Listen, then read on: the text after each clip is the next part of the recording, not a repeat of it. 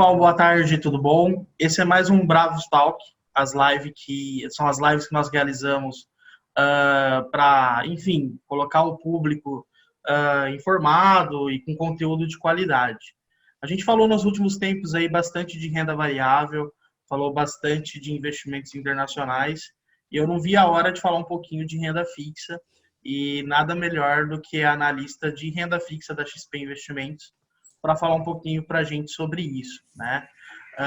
Com taxas de juros em mínima histórica, com crise, será que tem oportunidade na renda fixa? Então, tem sim. E para falar um pouquinho, a Camila Dolly, não sei se como pronuncia, eu acho que eu estou pronunciando errado. Dolly, Dolly. Dolly. Imagina. Analista de renda fixa da XP. Ela é formada em economia pela USP. Antes da XP, de 2012 a 2018, integrou o time de analistas de ratings da S&P Global Ratings, onde cobriu setores como infraestrutura, real estate, e, enfim, até varejo, né? Ou utilities em geral, né? Utility sim, varejo não. Depois fez parte do time de análise de crédito, né? De pesquisa em cima de crédito do Banco Santander, onde cobriu diversos setores. Então, a renda fixa é muito mais ampla ali do que o CDB, que paga ali um percentual do CDI. A renda fixa não é fixa, e para ajudar a gente a falar um pouquinho mais sobre isso, nada melhor do que ela, que é analista aí da XP. E, enfim, acho que a gente pode começar, né, Camila, falando um pouco do que aconteceu a partir do momento que a pandemia acelerou e começou a influenciar o mercado, né? Uma conjuntura em geral. Perfeito. Bom, obrigada aí pela apresentação, obrigada pelo convite. Então vamos lá, acho que a gente já está aqui quase há 2 meses, né? Desde o começo da pandemia aqui no Brasil. E tudo isso tem tido impacto sobre a renda fixa. Acho que é perfeito o que você falou, a renda fixa não é fixa, e a gente tem percebido isso muito claramente com tudo isso que a gente está vivendo. Acho que a gente pode quebrar, né, os impactos na renda fixa em 2 riscos, né? Então, em risco de mercado e risco de crédito. Acho que falando um pouco de risco de mercado, contextualizando, basicamente o risco de mercado é o risco que o investidor corre, né, ao investir num papel que tem que tem certa flutuação por conta das condições correntes do mercado, tá? Então, quando a gente começou esse período de quarentena, de pandemia, ali no comecinho, na verdade no meio de março, a gente viu os agentes, né, os participantes do mercado ali de renda fixa ficando muito receosos e toda essa incerteza que veio junto com a pandemia fez com que muitos participantes parassem um pouco de negociar ali no mercado secundário, né, que é onde existe a negociação de compra e venda de papéis entre os participantes, tá? Com isso, quando a gente vê uma redução de liquidez no mercado, a gente vê que fica muito difícil entender o que é patamar justo de preço e taxa dos papéis. Então, foi isso um pouco que a gente começou a ver ali em meados de março, aliado a outros fatores que fizeram com que os preços dos títulos desvalorizassem muito. Então, por exemplo, a gente teve a curva DI futuro, né, que vai mostrar quais são as expectativas do mercado para os juros lá na frente, abriu muito, né? O que isso significa? Que os agentes ali do mercado começaram a esperar que os juros no futuro aumentassem bastante. E isso vem muito em linha com a precificação de prêmio de risco do Brasil, né? Então a gente tem ali um cenário de incerteza, ninguém sabe muito o que está acontecendo, isso falando ali em março, até hoje a gente não sabe direito, né? Para onde vai, quando acaba, mas imagina ali no começo, foi muita incerteza que fez essa curva abrir bastante. E é sempre bom ter em mente que existe uma relação inversa entre taxa e preço dos títulos, né? Então, quando a gente vê ali curva de juros ou prêmio de risco aumentando, o preço dos títulos tem uma relação inversa e cai. Tá? Então, isso acabou se refletindo tanto nos papéis, de fato, de renda fixa, quanto nos fundos de renda fixa. Então, isso começou a ser refletido nos fundos, né? Então, agora pensando um pouco nessa dinâmica, muitos investidores ficaram com medo, começaram a ver os seus fundos de renda fixa, onde já se viu, perder valor. Isso trouxe um certo pânico, muitos começaram a resgatar daqueles fundos que permitiam resgate D0, D+1, e outros fatores também fizeram com que os gestores dos fundos tivessem que fazer frente a esses resgates, vindo todos de uma vez. Num cenário em que a gente tem pouca liquidez no mercado, ou seja, pouca gente querendo comprar esses títulos por não saber muito bem o que está acontecendo, muitos gestores tiveram que vender esses papéis a preços mais baixos, né? Então, pensando ali em oferta-demanda, quando ninguém quer comprar o seu produto, sua mercadoria, você abaixa o preço para as pessoas terem mais interesse. Então, foi meio isso que foi acontecendo e foi marcando a rentabilidade dos títulos para cima e, consequentemente, os papéis para baixo. Então, isso foi gerando ali um efeito, uma bola de neve, ali principalmente no começo da pandemia, que tem um efeito no mercado como um todo, né? Afinal, esses gestores, né, esses fundos, são uma grande parcela do mercado de renda fixa. E aí o que a gente vê? Isso seria falando um pouco do risco de mercado, tá? E além disso, a gente tem o risco de crédito, que é o risco de fato das empresas quebrarem, empresas, bancos, governo, enfim, quebrarem. E é isso que deveria estar refletido ali nos spreads de crédito, né? Que é o prêmio de risco que o emissor paga para o investidor para aceitar emprestar o dinheiro para investir naquele papel. Então a gente vê esse prêmio de risco aumentando, só que além do que a gente enxergou que era de fato deterioração do risco, né? Por quê? Porque teve todo esse fator técnico que eu expliquei antes de falta de liquidez, enfim. Então isso fez com que, inclusive, papéis, né, empresas de baixo risco também tivessem ali seus prêmios de risco aumentados de forma significativa. Quando a gente vê, e a gente chama essas empresas de baixo risco de high grade, né, porque elas têm rating elevado, isso significa que o risco delas é baixo. Quando a gente tem empresas, né, ativos high grade, com rentabilidade tão maior, né, ou preços mais baixos, que é a mesma coisa, a gente vê oportunidades no mercado, né, porque são empresas boas pagadoras, são, em geral, as maiores do seu setor de atuação, têm bons balanços, têm boa capacidade de forma geral. Então a gente começou a ver ali uma janela de oportunidade na renda fixa, a gente ainda enxerga isso, né, inclusive hoje, mas claro que à medida em que foi passando, a gente foi entendendo melhor o que estava acontecendo, medidas começaram a ser anunciadas pelo governo, a gente viu um maior entendimento do mercado, né, sobre o que estava acontecendo, e essa curva começou a não só abrir, né? Então hoje a gente ainda vê alguns movimentos dúbios, então a gente vê alguns papéis abrindo, outros fechando, sem uma tendência clara. Isso significa que ainda existem oportunidades, mas é claro que à medida que a gente for tendo cada vez mais visibilidade sobre o futuro, essas oportunidades não ficam mais tão fáceis de encontrar, né? Acho que eu dei um panorama aqui, falei bastante, acho que a gente pode ver aqui que faz mais sentido a gente abordar mais a fundo. Não, e é um excelente panorama, assim, porque, dado o grau de incerteza, os juros futuros disparam, né? O Uhum. preço de alguns papéis com marcação a mercado acabam sofrendo, e, ao mesmo tempo, dado o grau de incerteza em relação à atividade econômica, a gente vê risco de crédito aparecendo, né? E vocês escreveram um relatório muito bom, que é disponibilizado, inclusive, gratuitamente, pessoal. Você pode entrar no site da XP, ali em xpi.com.br, e em conteúdos, tem ali a aba de renda fixa, os relatórios não só da Camila, mas de toda a equipe de mais de 30 Exato. pessoas ali da Research. Você tem N relatórios que são gratuitos, e que você pode aproveitar e entender mais ali sobre como esse movimento aconteceu, né? E citando um desses relatórios, a questão dos bancos, né? Bancos Uhum. médios, né?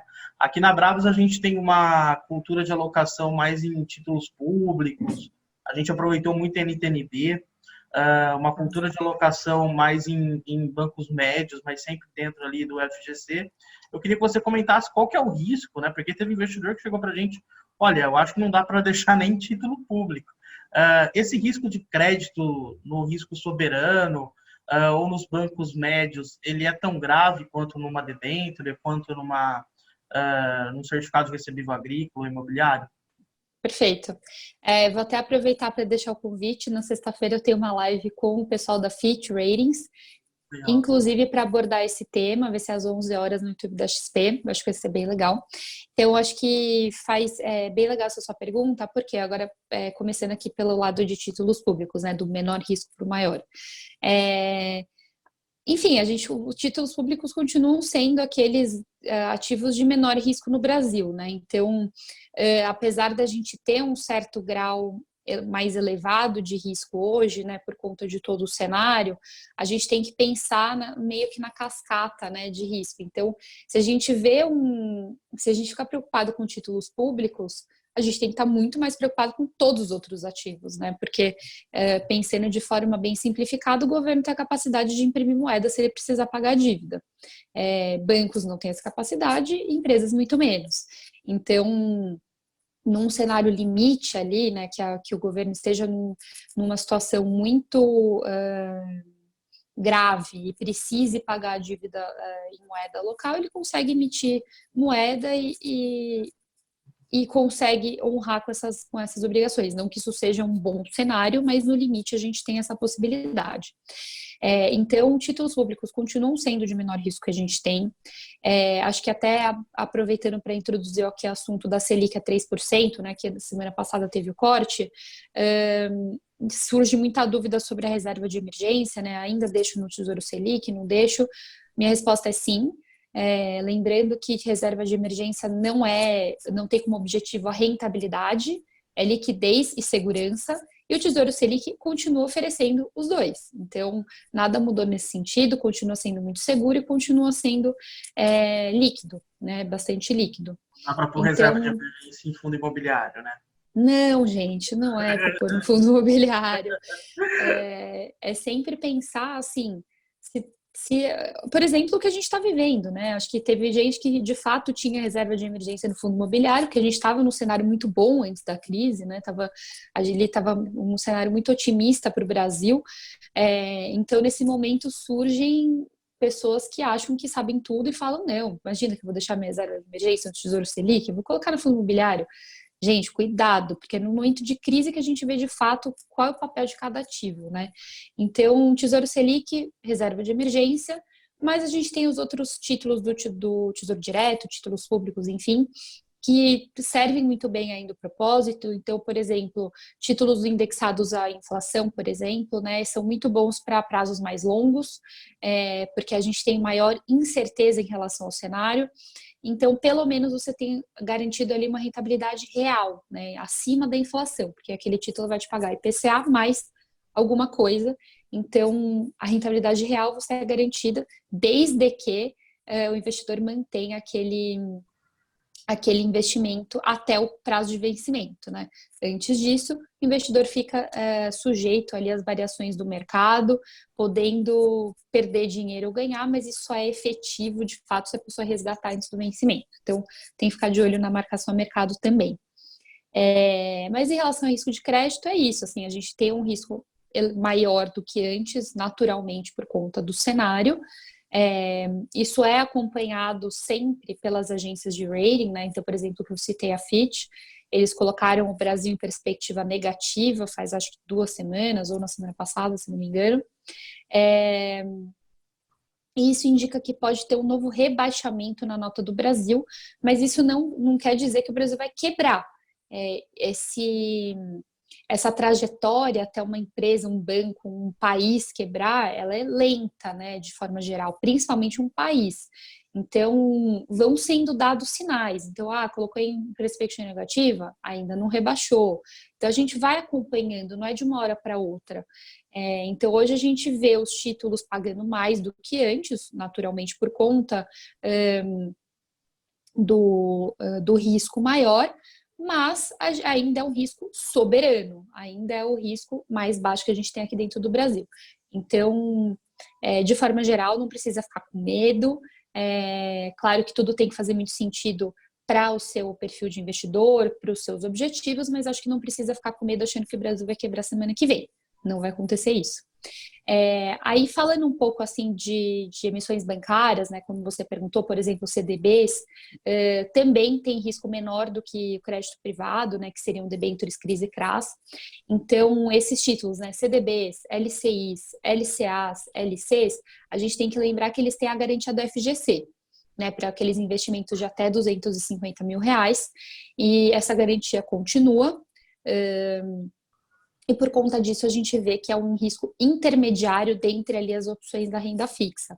E como você comentou, a gente tem aquele relatório, né, que se chama Um Olhar sobre a Saúde dos Bancos Médios, que está ali, como você falou, gratuito, está aberto ali na nossa plataforma, que a gente mostrou um pouquinho sobre como a remuneração que esses títulos oferecem aumentou nos últimos meses, né? Então, comparando ali começo do ano, eu vou até tentar mostrar aqui, vai ficar meio ruim na câmera, mas eu acho que pelo menos dá uma ideia de... Deixa eu pegar aqui. Compartilhar ali em share screen também.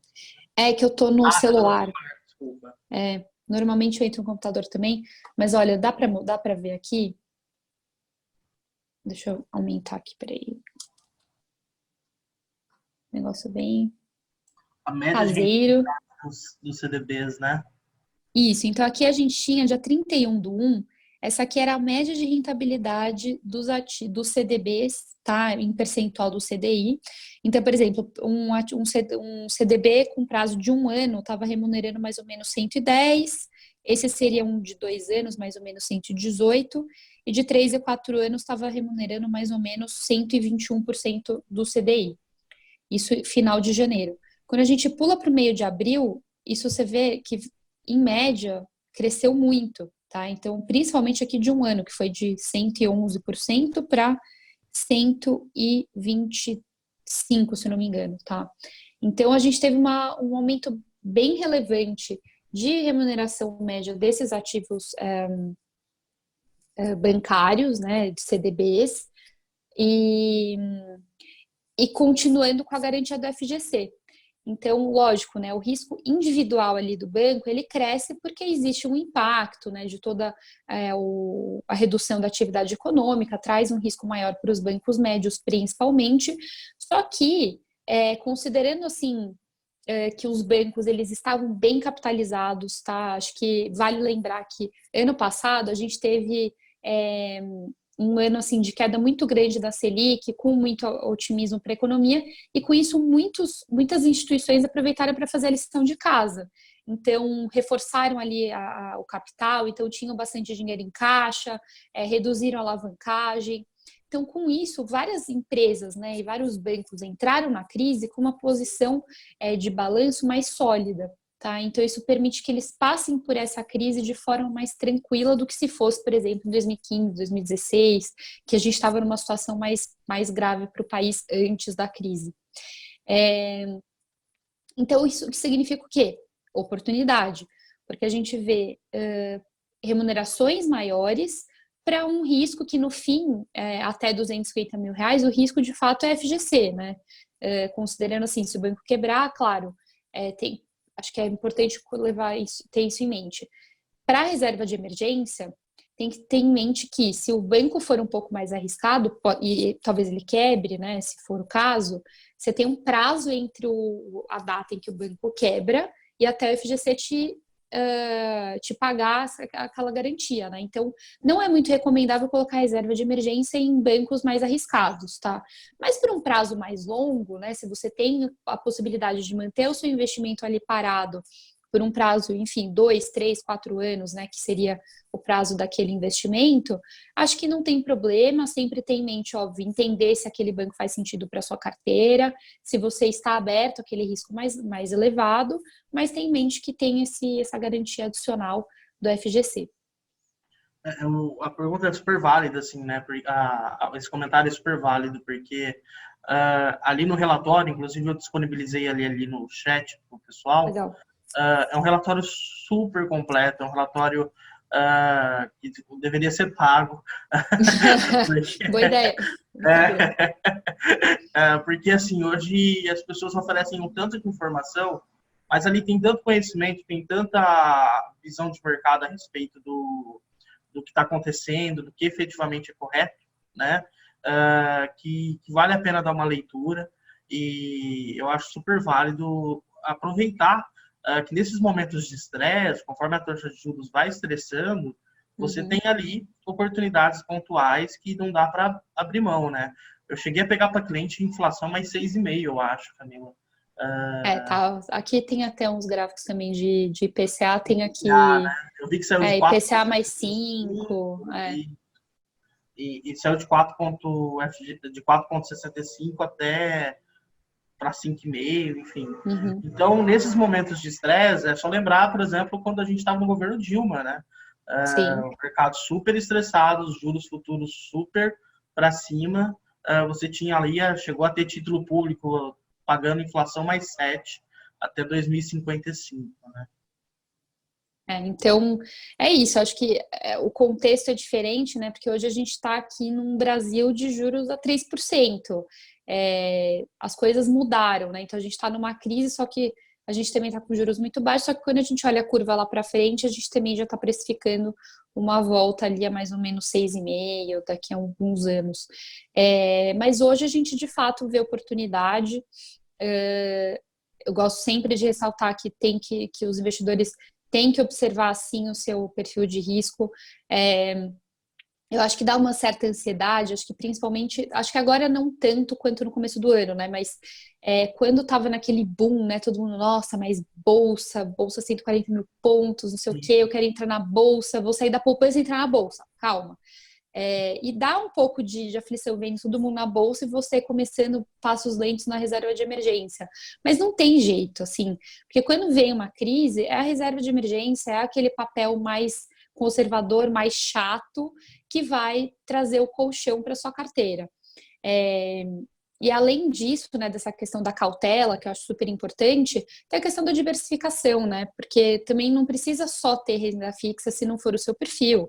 Acho que é uma questão de diversificar a carteira, porque cada hora uma classe vai performar melhor e vai trazer aquele equilíbrio para a carteira diversificada do investidor. Então, a gente tem ali mensalmente na nossa plataforma de conteúdos também as carteiras recomendadas por perfil de investidor. E eu fiz até um exercício num relatório que chama É Hora de Voltar para a Renda Fixa. Isso foi, acho que no começo de março, que mostra como teria sido a performance de uma carteira com renda fixa e sem renda fixa, seguindo ali os percentuais recomendados do nosso time de alocação. E uma pessoa que pegou, né, seguiu a recomendação, mas ignorou a parcela de renda fixa, teve uma queda muito maior na sua carteira do que uma pessoa que tinha renda fixa lá. Isso mostra o papel de segurança da renda fixa, né? Claro que eu acho que fica um pouco aquela visão de que a renda fixa só serve para isso. Não, tem o papel também de rentabilidades interessantes, conforme aumenta o risco, mas quando a gente pensa numa forma mais geral, né, no momento que a gente está de um cenário mais estressado, maior instabilidade, maior incerteza, a renda fixa tem esse papel também de trazer um colchão nessas quedas, né, mais bruscas de ativos de maior risco.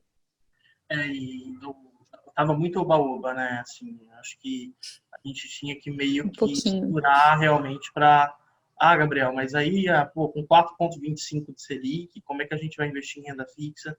Eu acho que o investidor tem que ter inteligência de ter uma exposição em longo prazo em renda variável, mas eu acho que essa crise mostrou que ele tem que ter a sabedoria de entender que tem um limite de ganho real que se tem na carteira, entendeu?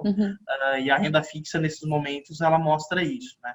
Você garantir 6, 5% de ganho real acima da inflação é algo relevante, né? Sim. Então, você não tem que só correr risco, você pode abrir mão de prazo para ter mais rentabilidade. Então, a renda fixa faz bem esse papel.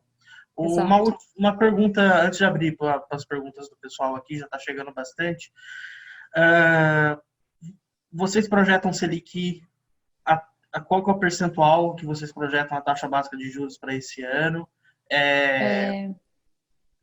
Nosso time de economia estava com 3,25 para o final do ano, mas desde que teve o corte semana passada a gente ainda não revisou. Mas com certeza isso vai ser revisado, porque a gente já está para baixo disso. A gente viu projeções, inclusive, de 1,5, né, até o final do ano. Taxa Ai, básica gente, a 1,5. não sei nem o que dizer. Você acha que não vai? Eu acho bem provável. Eu não sei, assim, não gosto muito de dar palpite de economia porque é só palpite, né? Apesar de eu ser economista, eu não sou a economista, Entendi. então acaba sendo um palpite, mas eu acho que tem também toda a discussão de até que ponto esses cortes na Selic de fato estão trazendo o fôlego esperado, né? Não é bem fôlego, mas O efeito, me né? fugiu a palavra. É o efeito esperado para a economia, né, mais expansionista, porque a gente está numa atividade muito retraída, obviamente, né? Então a ideia é estímulo. A ideia é trazer estímulo à economia cortando a Selic, mas eu acho que o que tem se falado muito é que tem um efeito limitado, né? Tem um limite até o qual esses cortes na Selic de fato vão trazer estímulo esperado. Então a gente tem que, obviamente, observar, entender, mas pelo que eu entendo a última fala aí do BC foi sinalizando novos cortes sim ainda esse ano. Mas a gente não pode esquecer que é Brasil, as coisas mudam rapidamente. Antes desse corte, a gente tinha quase certeza que ia ser de meio ponto, foi de 0,75, e a gente achava que ia ser de meio, não ia ter outro, tanto que a gente estava esperando 3,25 para o final do ano, e de repente foi 0,75 e já vai ter outro. Então, assim, tudo muda, né? Aqui no Brasil a gente tem que sempre estar de olho, tem sempre que acompanhar, porque as coisas mudam rapidamente. Então, acho que em breve o nosso time econômico deve soltar aí as novas estimativas para o final do ano. Bem legal. O que eu vejo realmente assim, a gente não tem outra política econômica a não ser a monetária, né? Mas é bem pontuado isso que você falou. A possibilidade de cair numa armadilha de liquidez, de reduzir juros e não ter estímulo nenhum na economia, está bem próximo, né? Porque tem o lado fiscal também, né, que preocupa, porque a gente tinha acabado de sair de uma aprovação da reforma da Previdência e de repente está tendo muito gasto para conter os efeitos da pandemia aqui no Brasil. Então surgem aí também preocupações em relação até que ponto vai, aliás, do risco, né, de um descontrole fiscal novamente, aproveitando essa onda. Então, são novas preocupações que surgem, obviamente, passado isso, e espero que seja logo, a gente tem que ver de novo o controle fiscal para ter alguma certeza ali olhando para frente, mas é tudo ainda muito incerto, é meio nebuloso aí o futuro. Bom, vou para algumas perguntas aqui. O pessoal perguntando, é seguro investir em CDB de cooperativa e cota capital de cooperativa? Paga mais porque tem as sobras, 3 pontinhos. Você tem algum comentário a respeito disso? Olha, sinceramente, assim, eu não acompanho nenhuma cooperativa, então eu teria que dar uma olhada, dar alguma resposta para não arriscar falar alguma besteira aqui para a pessoa que perguntou. O que eu ando Inclusive, acompanhando é que realmente elas pagam a sobra de capital, é a chamada. Você pode integralizar um pouco e aplicar um pouco nem geralmente é CDB, né? É RDB. E o que a gente vê é que eles estão pagando um percentual, mas tem muitas cooperativas com um grau de um risco de crédito um pouco complicado, principalmente quando a gente olha o ano passado. A gente teve várias cooperativas aí, principalmente no interior de São Paulo, com problemas. E eu posso falar isso porque eu tenho familiares que trabalhavam em uma delas e atendia um cliente que teve recursos ali que estavam fora de FGC, que não tinham garantia, etc. isso. Então, porque geralmente as cooperativas divulgam o rating do sistema, né? Mas da subsidiária, da regional ou qualquer for o nome aí que é usado, é outro rating. Então, tem que se tomar cuidado com isso. O que eu vi é que a FIT fez algumas ações rebaixando cooperativas. Faz acho que umas 2 semanas. E pelo que eu tô vendo aqui, elas também não são garantidas pelo FGC. Então, acho assim, tem que ficar muito de olho, né? Para qualquer nome, acho que não só para cooperativa, mas para qualquer nome em que se considerar fazer aí algum aporte, né, algum investimento, tem que entender o risco por trás, porque aquela remuneração mais alta com certeza não é de graça, né? Tá compensando algum risco ali. Então, entender qual que é o emissor, qual que é o risco e acompanhar depois. Acho que esse é um ponto que para renda fixa, acho que não era... Acho que está começando a ficar mais óbvio, né? Mais claro, que não é só colocar o dinheiro ali e esquecer. A gente tem sim que acompanhar aquele emissor que a gente escolheu para investir nosso dinheiro. E eu acho que, assim, olhando os produtos que geralmente oferecem, boa parte é atrelada ao CDI, quando não é só atrelada ao CDI, e a perspectiva a curto prazo do CDI é de queda, né? Então, assim como a taxa Selic vai cair, o CDI vai cair junto. Então, se você pode abrir mão de liquidez, eu acho que é muito mais válido você aproveitar oportunidades aí, Sim. indexado à inflação, dependendo do prazo e, obviamente, do seu perfil. Eu acho que, bom, concordo com você, mas sempre lembrar ali que prazos mais longos são um risco maior, né? Então, sempre tentar casar o prazo do papel com o objetivo para a carteira, né? Para não ficar sujeito a marcação a mercado ali no meio do caminho. O FGC é seguro? É uma pergunta aqui. Sim, ótimo. Também vai ter live com a FGC. É? E eu estou marcando. E eu estou preparando um material que deve sair ainda essa semana justamente com que esse é o título. O FGC é seguro? E a resposta é sim, spoiler. O FGC é sim seguro. A gente fez alguns estudos, né, em relação a quanto o FGC tem de caixa, quanto que deveria ser coberto, né, tirando ali os grandes bancos, porque existem alguns bancos que a gente entende como sendo risco sistêmico. Então, se quebrar, é um risco para o sistema bancário, não é só, quebrou. Não, por exemplo, Itaú, Bradesco, Banco do Brasil, Caixa, Santander, se eles quebrarem, não é uma questão, quebrou uma instituição, né? Que é grave para o sistema. Então, e eles são extremamente bem capitalizados, então a gente não tem nenhuma preocupação com esses bancos maiores.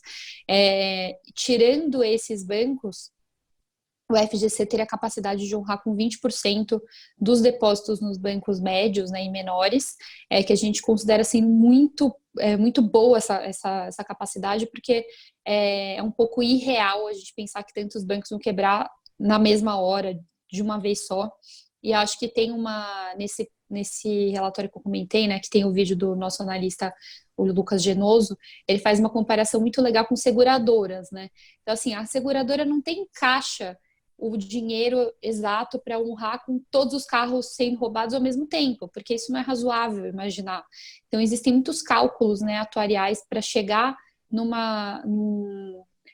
valor mágico, né, digamos assim, num número mágico que essas empresas seguradoras, né, ou o FGC deveriam ter em caixa, e o do FGC, se eu não me engano, é 2,3% de todos esses depósitos, mas que, como eu falei, são mais do que suficiente e seguem padrões internacionais também, né? Porque, por exemplo, nos Estados Unidos tem o FDIC, que seria correlato aqui ao nosso FGC, e eles conseguiram passar, inclusive, pela crise de 2008, com diversos bancos americanos quebrando, e a gente segue esses padrões aqui ajustados para a realidade do Brasil.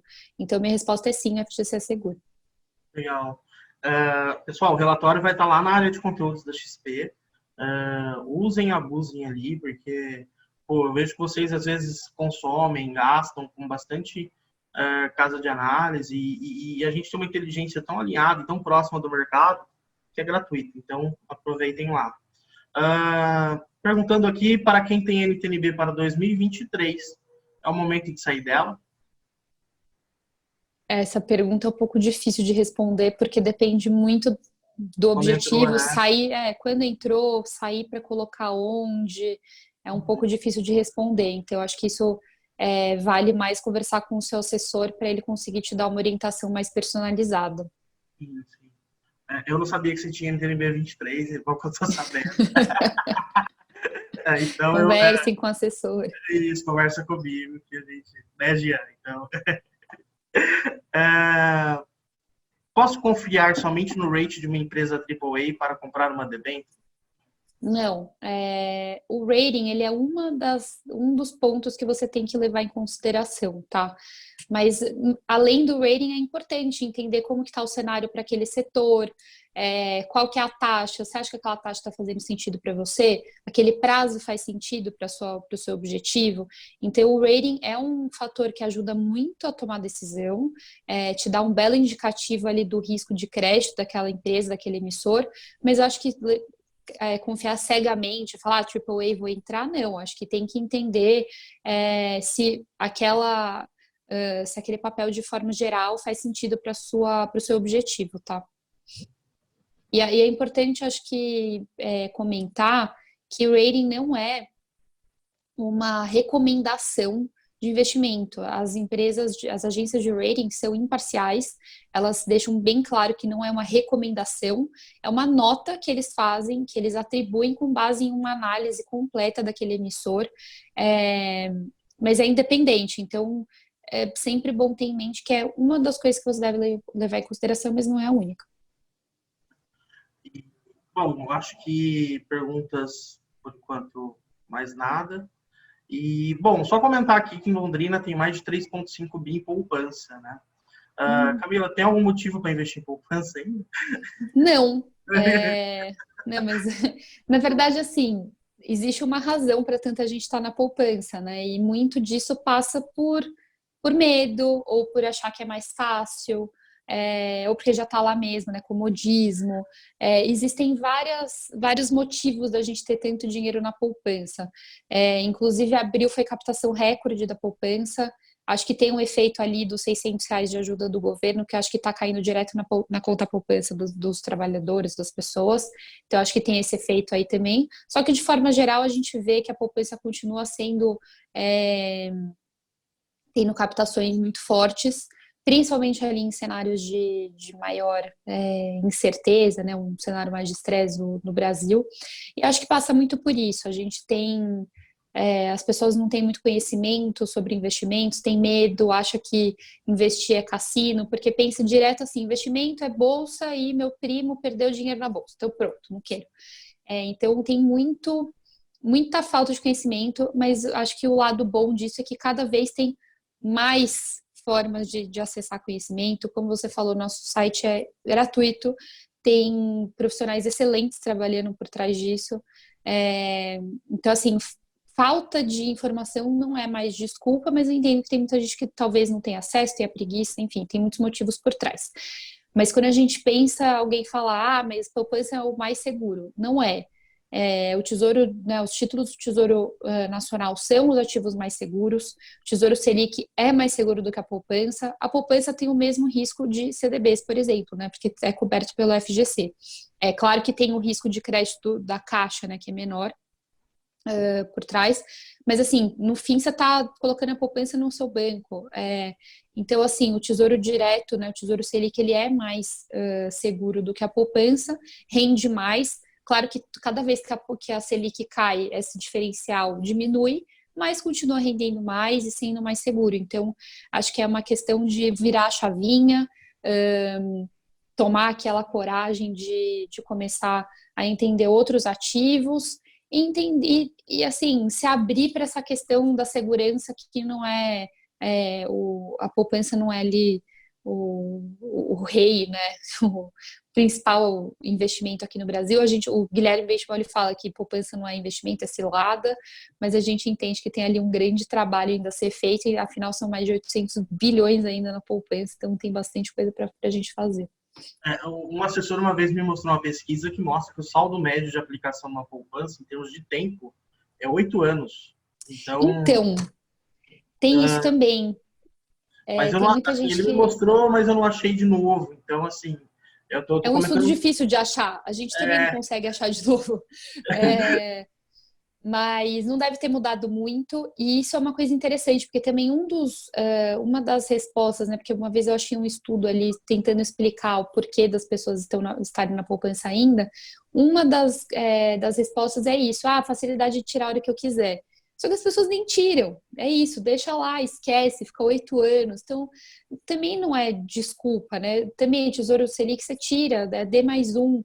Então, eu acho que são muitas justificativas, mas que as pessoas não fazem uma autocrítica, né? Será que eu preciso mesmo do dinheiro todo dia? Será? Tem gente que tem mais de R$ 1 milhão na poupança. Será que você não consegue diversificar um pouco? Então, são muitas questões e é isso que a gente vem tentando fazer, um trabalho muito intenso, tem muito chão pela frente, mas é isso que a gente vem tentando fazer para desmistificar os investimentos. Uma última pergunta aqui. Meu fundo de liquidez de crédito privado caiu muito em março e abril. É melhor vender agora ou esperar?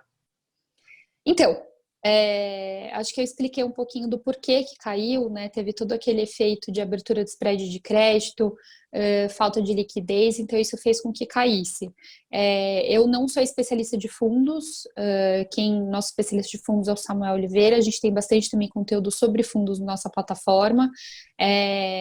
Não vou te falar tira ou não, eu não sei que fundo que é exatamente, mas de forma geral é isso. A gente teve um período mais estressado, né, de muita incerteza ali no começo. Olhando mais longo prazo, a expectativa é sempre que alguma coisa se recupere. Tudo depende de muita coisa, se você precisa desse dinheiro agora ou não, se o fundo é ruim. Então, acho que é sempre essas perguntas mais pontuais de um tipo de investimento, é sempre bom conversar com o seu assessor para saber a melhor estratégia. Manda um e-mail para a gente, porque está anônimo aqui, ou entre em contato com o seu assessor para a gente dar uma olhada no fundo em questão, se você for cliente. Se você não for cliente, a gente pode dar uma olhada também, né? Bom, eu acho que foi um bom panorama, eu acho que foi bem explicado aí o risco de crédito, a marcação ao mercado, os juros futuros explodindo, as oportunidades que surgem, se o Tesouro vai quebrar ou não, se o FGC é seguro ou não. Então, a gente só tem a agradecer, Camila, o tempo que Eu que você agradeço. deu. E, pô, a casa está aberta. Quando essa loucura acabar, fica à vontade aqui para conhecer a Bravos. A gente Perfeito. convida em público para as pessoas não negarem mesmo. Então, por gentileza, conheça aqui nossa operação e conte com a gente. A gente é um dos maiores distribuidores de renda fixa aí da plataforma. Excelente. Então, muito obrigado. Obrigada a vocês e contem comigo. Beleza. Obrigado, gente. Qualquer coisa, dúvidas, pode mandar direto para o seu assessor ou para a gente que a gente vai resolvendo, mas foram todas aqui respondidas. Tá bom? Obrigado, pessoal. Obrigado, Camila. Obrigado, Obrigada. Zé. Tchau, tchau. Boa tarde. Tchau, tchau.